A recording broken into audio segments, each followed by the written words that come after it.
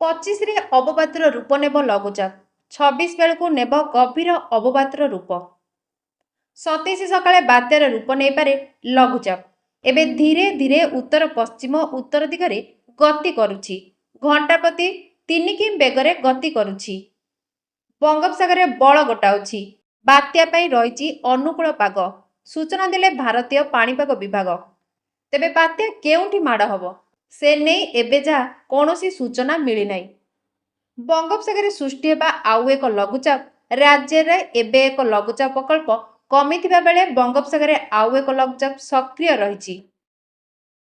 ଦକ୍ଷିଣ ପୂର୍ବ ବଙ୍ଗୋପସାଗର ଓ ସଂଲଗ୍ନ ଦକ୍ଷିଣ ଆଣ୍ଡାମାନ ସାଗର ଅଞ୍ଚଳରେ ସକ୍ରିୟ ରହିଛି ଲଘୁଚାପ। ଏହା ପଶ୍ଚିମ ଉତ୍ତର ପଶ୍ଚିମ ଦିଗରେ ଗତି କରି ଘନୀଭୂତ ହେବ। 24 ଘଣ୍ଟାରେ ଏହା ଆହୁରି ଘନୀଭୂତ ହୋଇ ଆଗକୁ ବଢ଼ିବା ସହ ପରବର୍ତ୍ତୀ 24 ଘଣ୍ଟା ମଧ୍ୟରେ ଏକ ସ୍ପଷ୍ଟ ଚିହ୍ନଟ ଲଘୁଚାପ ରୂପ ନେବ। ଲଘୁଚାପ ପ୍ରଭାବରେ ରାଜ୍ୟରେ ଆସନ୍ତା 27 ତାରିଖ ପର୍ଯ୍ୟନ୍ତ ରାଜ୍ୟରେ ବର୍ଷା ସମ୍ଭାବନା ରହିଛି। ବିଶେଷ କରି ଉପକୂଳ ଓ ଦକ୍ଷିଣରେ ଅଧିକ ବର୍ଷା ହେବ ବୋଲି ପାଣିପାଗ କେନ୍ଦ୍ର ପକ୍ଷରୁ କୁହାଯାଇଛି।